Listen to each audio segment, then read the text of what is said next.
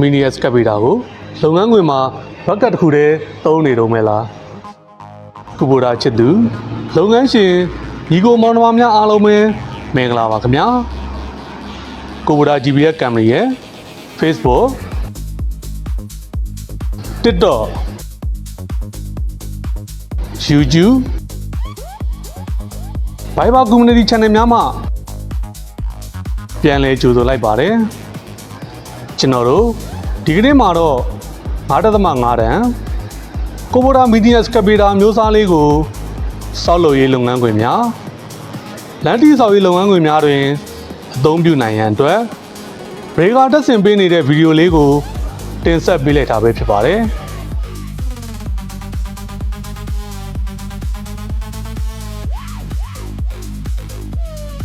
ကျွန်တော်တို့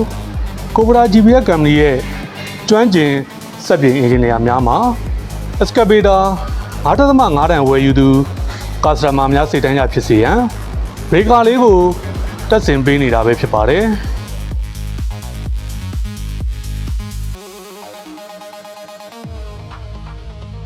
ကျွန်တော်တို့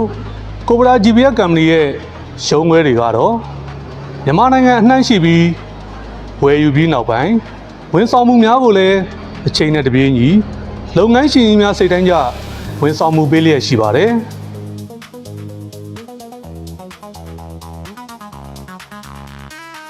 ကိုဘိုရာ mini excavator များနဲ့ပတ်သက်လို့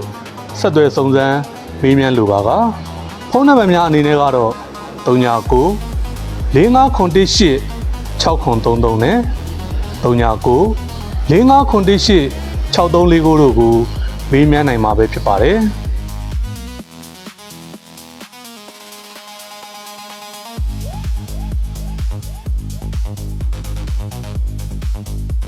ကျွန်တော်ရဲ့ဗီဒီယိုလေးကိုအဆုံးထိကြည့်ပြီးတဲ့အတွက်လည်း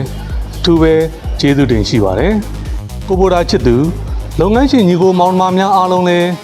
ယောဂဗျာတွေကင်းဝေးပြီးကျန်းမာ၍ချမ်းသာသောဘဝတွေကိုပိုင်ဆိုင်နိုင်ကြပါစေလို့ကိုဘိုရာ GPS company မှဆုမွန်ကောင်းတောင်းပေးလိုက်ပါတယ်ခင်ဗျာ